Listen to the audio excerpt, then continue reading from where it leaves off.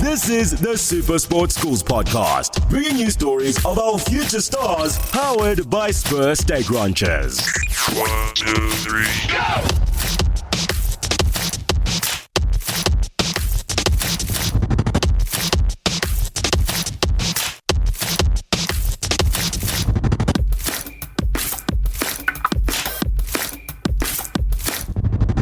Hello and welcome to another episode of the Super Sports Schools podcast brought to you by Spur. I'm Alex White. Today's show is going to be a little bit different. Here at Super Sports Schools, we're hard at work putting together the class of 2024 for you to enjoy in mid-December. While working on the show, I've had a bit of a thought. Paul Roos, they had an incredible rugby season this year. In fact, they went unbeaten. We all know that Paul Roos is a powerhouse when it comes to school rugby in South Africa, but the last time they went unbeaten was more than 30 years ago. So while they have managed to maintain a winning streak this year, it's a rarity. Other schools like Grey College for rugby and St. Mary's for rowing are seemingly able to put together incredibly long win streaks at will. And so in today's episode, I want to find out how some schools are able to master the art of the streak. Grey College is the world's most formidable school rugby side. Backed by years of dominant history and sensational performances, there is little doubt to that claim. In the years between Paul Roos's 2024 unbeaten season and their last one in 1991, Grey College had 12 unbeaten seasons. And incredibly, in their nearly 200-year history, they have had 29. They are true masters of building the streak. Of all the unbeaten streaks by rugby schools in South Africa, the top 5 longest ones belong to Grey College. At number 5, and most recently from 2017 to 2020, they went unbeaten for 42 matches.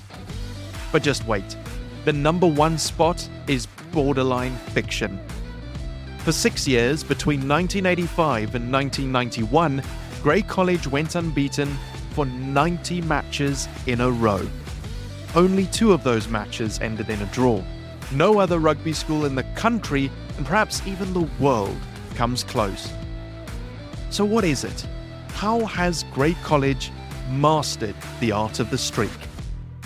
Since the 1990s, Grey College has produced more SA school players than the next 2 schools combined.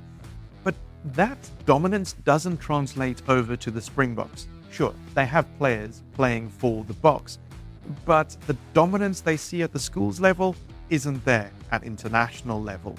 So maybe it's not just the players that allow them to craft these incredible streaks. It simply isn't true that all the country's top rugby players flock to Grey College in grade 8, perhaps more than other schools, but there still is a large degree of luck when it comes to natural rugby talent and the players playing for Grey College. So there must be something else there, something deeper that allows them to build these incredible streaks. Sput Smith is an old boy of Grey College, a top rugby commentator and familiar face on Super Sports Schools.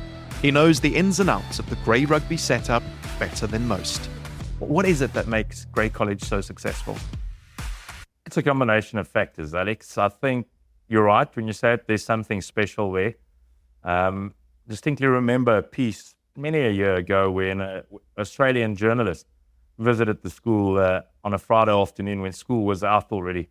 And the then headmaster of Grey College, Johan Volstead, took him into the uni hall, Grey's sort of showcase of talent.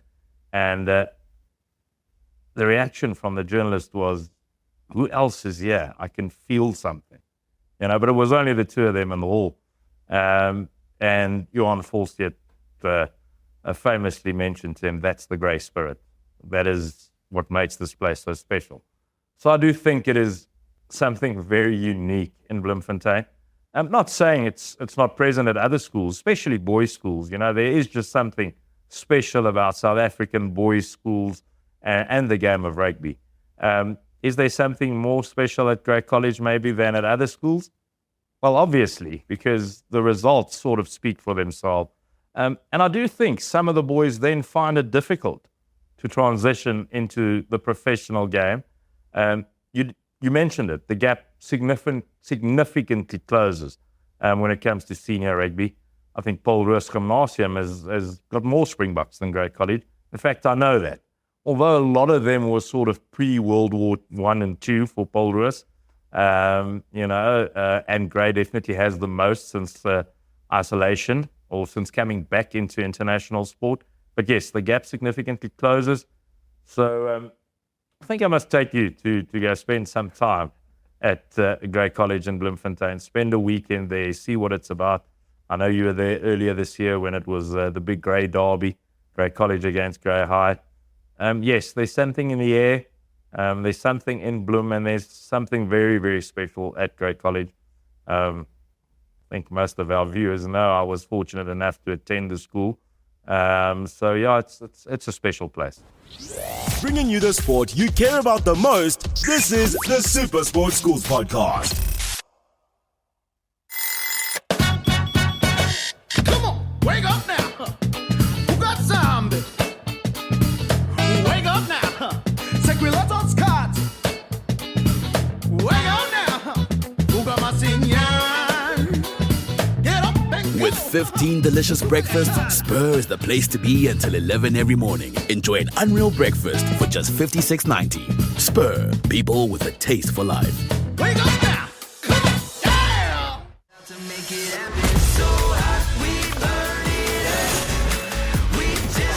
That's just gorgeous. Terrific use of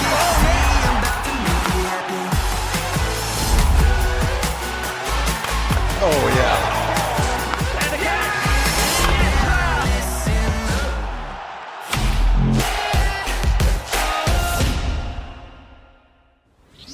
Bringing you the sport you care about the most, this is the Super Sports Schools Podcast. I think Grey College almost has an aura about them. They are so used to winning, and other teams that face them are kind of expecting to lose, which means they lack belief and it becomes incredibly difficult for them to triumph, even if they could or should. But Grey College isn't the only South African school sports side racking up incredible streaks. St. Mary's Waverley has a remarkable rowing record. 24 of their girls have represented South Africa in the last 20 years. They've won the SA Schools boat race in Port Alfred 16 times out of a possible 22, including the last 9. This year, they will be going for their 10th win in a row. Caitlin Dace is the school's head of rowing. There's something special about boat race. There's something special about going down to Port Alfred, on the Kawi, on the river. There's so many different nuances that we look at that really that are able to bring together a team. So you look at just the river, for example. You don't know what you're going to get. You might get incoming tide, headwind, outgoing tide, tailwind. So some years you're looking at a 25-minute race. Some years you're looking at a 10-minute race. So it's the preparation and the planning that goes into those experiences. And I think at St. Mary's we've got this legacy of performance, and it's across the board around the school. We look at most of the sports around St. Mary's are strong, competitive individuals, and within the rowing we create an environment where girls want to push themselves and be better than what they were last month. So there's a lot of different elements that come together to create that success. But I think for me the biggest thing is we cannot rely on what we've done before. It doesn't just happen. And I think every single girl knows that. They come into this environment going, great, new year, new stance, new environment, new process. And how are we going to do everything in our power to be the best we can be? And if we can achieve that, then the result either will take care of itself or we don't. And we come back next year better, stronger, faster. And that's really the focus that we've got, because it is a special event, a special place. Both Grey College and St. Mary's have something special about them. And when sides like them constantly do so well, there is pressure on the next crop of players to maintain that excellence. I think that's key to any brilliant schoolboy side, rugby side, sports side, is limiting the damage when it does occur. There's an extraordinary amount of pressure on the Grey College First rugby side, year in, year out. And you might expect when something goes wrong that it might just slide and, lose 6, 7, 8 games a season. It's been almost 30 years since that's last happened to a Grey College rugby side, where they've gone and lost 5 or 6 or 7 games in a season. Yes, there's been better seasons and there's been poorer seasons, but you'll go a long way back in their history to find a side who's lost more than they've won. That sort of thing. So I think that limiting the damage and being able to fix things on the go also makes them, a quality outfit and a quality rugby program. Both teams manage pressure excellently and build on the achievements of those who've come before them. Even though the athletes themselves change from year to year, there is tradition that ensures the standard of excellence and identity within the team is maintained. For St. Mary's, it's all about doing the basics right. So St. Mary's have a tradition of naming all boats after Greek gods. So we thought we're better than Mount Olympus, the house of all these, the house or the mountain of all of these Greek gods. So our boat is called Olympus. So we get in there, the girls have little nicknames, which obviously I don't agree with. They're all called Olympus. And our process is we start off the boat race campaign cleaning the boat. We take it from karting champs, and we scrub wheels, we scrub washers, the rails, we replace shoes.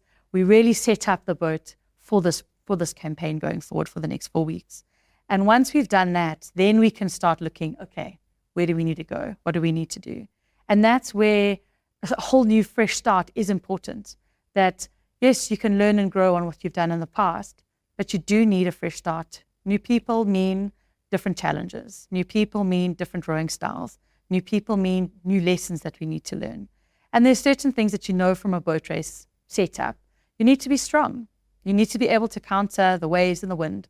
And if you can't do that, you're definitely not going to be performing. So there are certain things that we'll look at. But from a rituals perspective, besides cleaning the boat and doing the small things right, it's a new start every single year. And it's important, for me, it's very, very important to have that fresh start.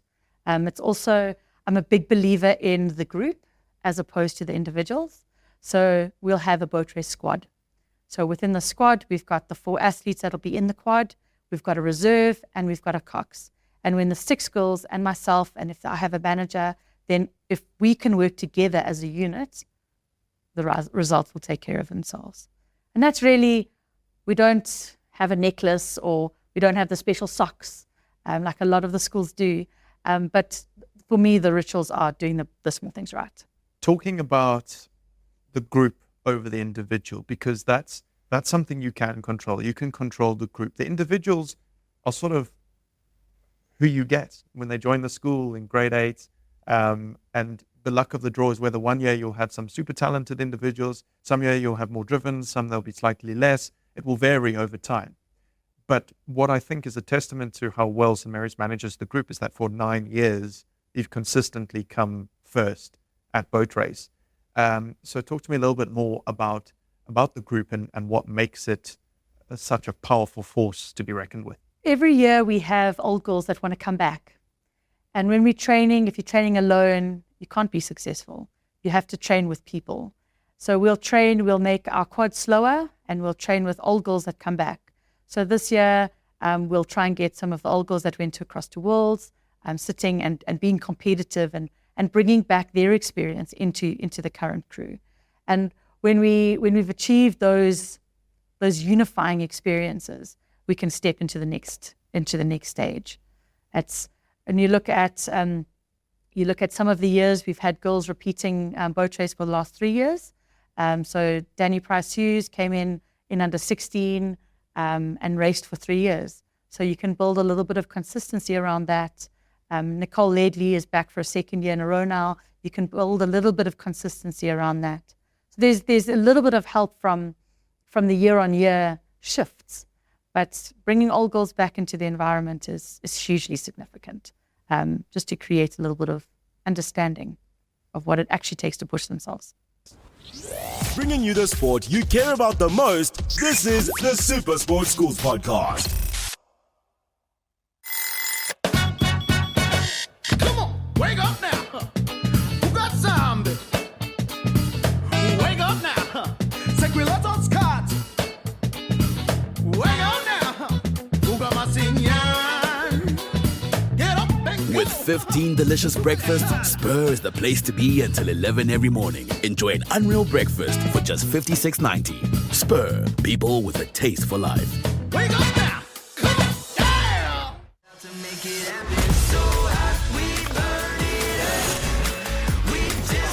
That's just gorgeous. Terrific Newton.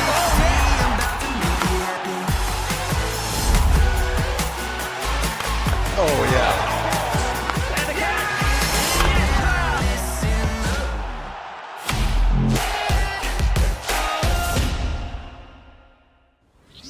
Bringing you the sport you care about the most, this is the Super Sports Schools Podcast.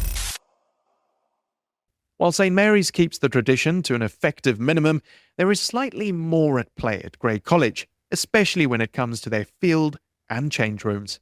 Very interesting story. One of the Springboks on Grey College's coaching staff these days stood outside the first team change room when he started and said he's not sure if he's allowed to enter because he never played for the first side of Grey College. He was obviously quickly invited in, being on the coaching staff, and it's a sacred place. You know, the Grey College main field hasn't seen a lot of development over the years. You know, outwardly still very, very much the same field than it was 30, 40 years ago. Same grandstand, same hoenderstallasies on the far side. Now the Afrikaans people will know what that is. That's just your normal steel pavilions where the two schools will sit. There's been a bit of development sort of at their deck area and maybe some future developments to come. But the first team change room is still in the old pavilion, right on halfway. You go down a few steps to enter it.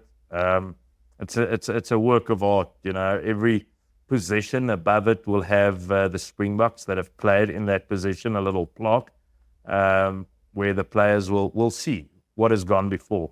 And I think that's one of the secrets. You know, you always look for those answers. We speak about the grey spirit, but it's about what has gone before for a lot of those boys. You know, if you're playing at outside centre, you'll see the name of Althard Miller. If you're playing at hooker, you'll see the name of Bismarck du Plessis, Adrian Strauss. If you're playing at eighth man, you'll see the legend Mornay du Plessis' name there. And I think that helps. You know, Tian Liebenberg is another one. He's currently on the coaching staff. He'll be another number 2. You know, so a hooker at Grey College, he's got something to live up to. It's not just the grey spirit. Obviously, that's a big part of it, but it's also got fantastic conditioning, coaches. It's taken very seriously. So actually getting the boys, training them, all of that, talk me a bit about that. I think Grey College, another gap that has considerably closed was, I think Grey College was the first school really to invest into the idea of conditioning in South Africa. You know, late 90s, early 2000s, they was the sort of front runner for schoolboy rugby sides to be really well conditioned. You know, almost like a Manchester United of old.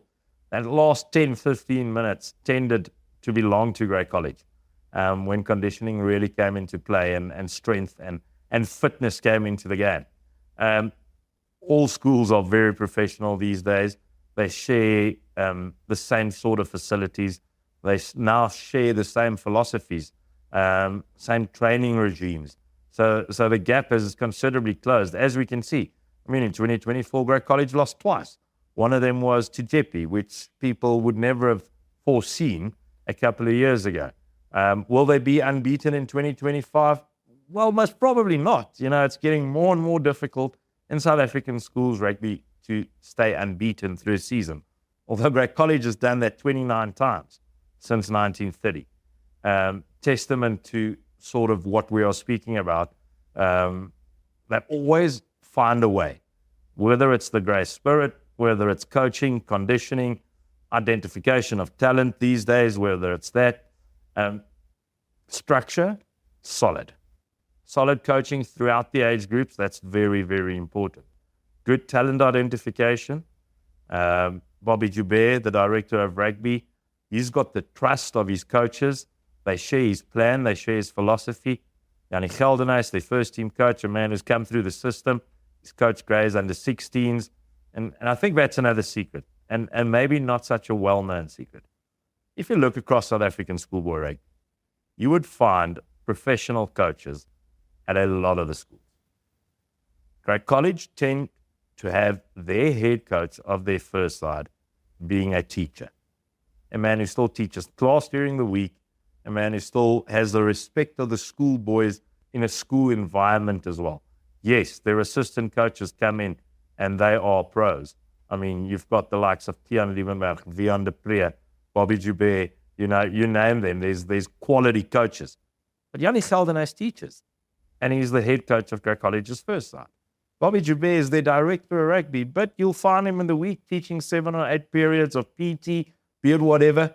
He's involved still in the school. And I think that's one of their secrets. It's not to the detriment of their rugby program. I think it's to the advantage of their program. So there's that age-old saying in rowing, miles make champions. And the more miles you can do together as a group, the better you'll be. So the more miles we can do, the better we'll be as a team and as individuals.